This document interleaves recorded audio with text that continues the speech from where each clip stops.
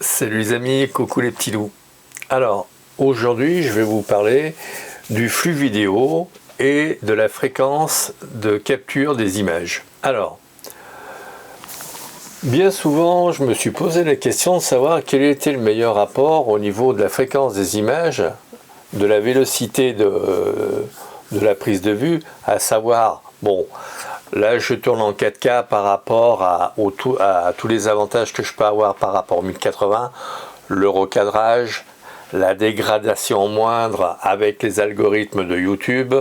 Par contre, je suis toujours en 30 images par seconde et je me suis aperçu qu'en fait, après avoir vu les trois petits bouts d'essai que j'ai fait en 24, 25 et 30 images par seconde, qu'en fait, il n'y a pas trop de différence. Enfin, il n'y a même pas de différence visible, enfin, pour mon œil, même pour un œil exercé. Quant au poids de la vidéo, c'est sensiblement identique. Donc, si vous avez la possibilité de tourner en 30 images par seconde, ne vous en privez pas. Si simplement vous vous posez la question, mettez-vous en 25 images. Alors la différence entre toutes ces fréquences, c'est tout simplement que le 24 images par seconde est issu du cinéma, où on économisait la pellicule et malgré tout il fallait avoir un mouvement fluide quand on faisait des mouvements comme ça, que ça soit pas, il n'y a pas des traces, des traînées de flou. Le 25 et le 30 images par seconde, ce sont des protocoles par rapport à la télévision, à savoir que en Europe nous avons le 25 images par seconde, donc c'est le PAL, et nous avons le NTSC américain qui est, et le japonais aussi je crois, qui est de 29,97 images par seconde, donc 30. Donc il y a ces trois normes, on va dire.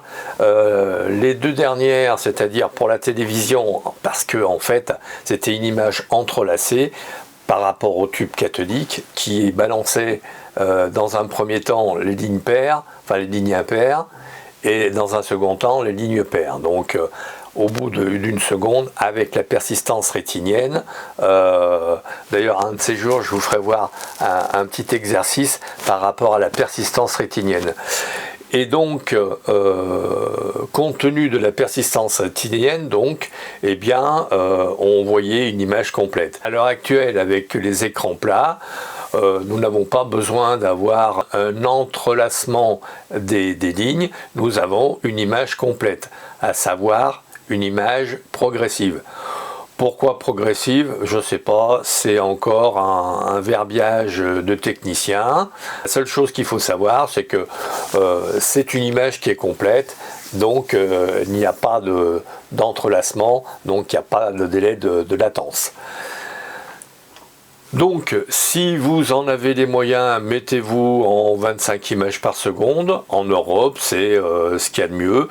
Comme ça, si vous avez une vidéo à passer sur une télé un peu ancienne, il n'y aura pas de souci.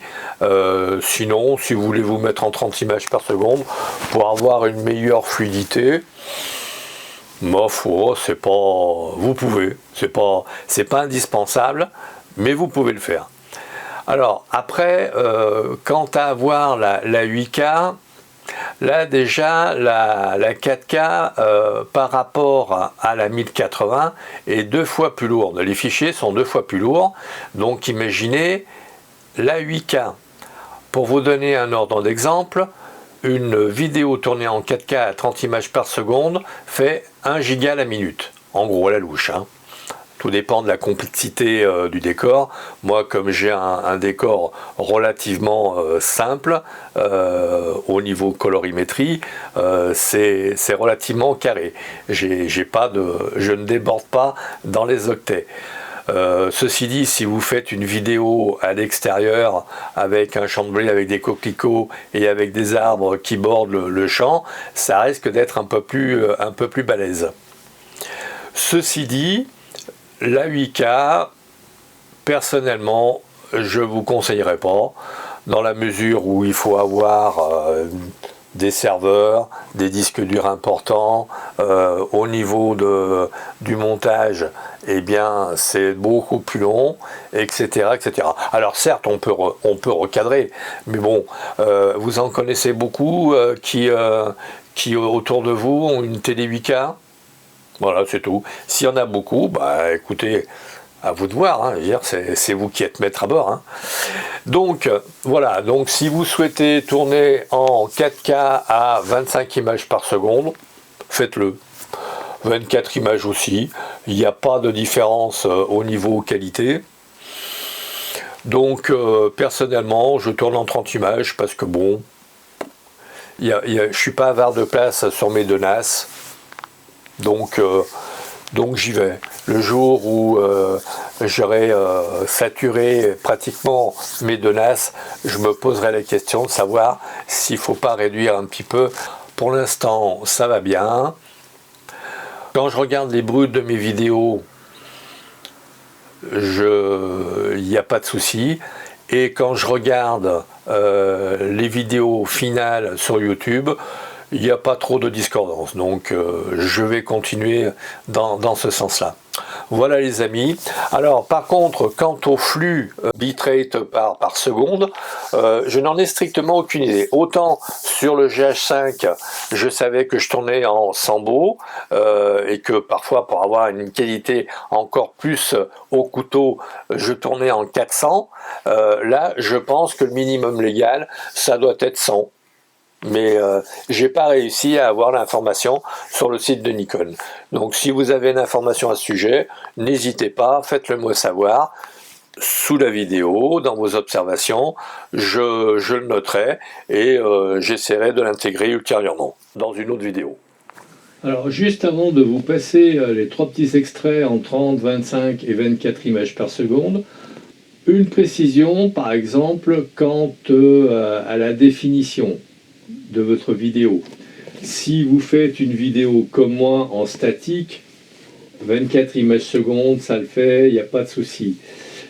Si vous prenez des actions en cours, c'est-à-dire quelqu'un qui court, un chien qui court après une balle par exemple, là par contre, il vous faudra déjà beaucoup de lumière, il vous faudra être minimum à 25 images par seconde, et être minimum au 50e de seconde. Si votre lumière est déficiente, il faudra descendre la vitesse. Ça c'est évident. Mais il faudra faire aussi attention quand vous allez prendre l'action en cours. Le bitrate est important dans la mesure où effectivement à 100, l'image est moins croustillante qu'à 400. Or sur le Nikon, et sur le site des Nikon, j'ai pas vu l'information, donc j'imagine que le minimum légal, ça doit être 100 beaux, mais sous toute réserve. Donc, alors la 8K est, enfin je sais pas vous, mais déjà en 4K, il faut pas mal de lumière, plus qu'à 1080, parce que bon, les images sont plus rapides, et la quantité de lumière qui rentre est moindre. Imaginez la 8K. Cette séquence-ci est tournée avec 24 images par seconde. Je vais m'arrêter et je vais vous présenter la prochaine séquence en 25 images par seconde. Alors voilà les amis, cette séquence-ci a été tournée en 25 images par seconde. Arrive maintenant la séquence en 30 images par seconde. Bien, voilà, nous sommes en 30 images par seconde et je vais le laisser pour terminer la vidéo. Alors, normalement, il ne devrait pas y avoir tant de différence que cela, d'une façon générale, parce que entre 24 et 25 images par seconde, c'est-à-dire une image supplémentaire par seconde sur 25 ou sur 24, il n'y a pas tant de différence que ça au niveau fréquence. Au niveau de 30 images par seconde, là on a un bond de 5 images par seconde, ça peut éventuellement peut-être avoir un effet. Sur ce les amis, je vous quitte. Si vous avez aimé, vous likez, vous partagez, vous vous abonnez, vous faites abonner. Merci de votre écoute et à très vite.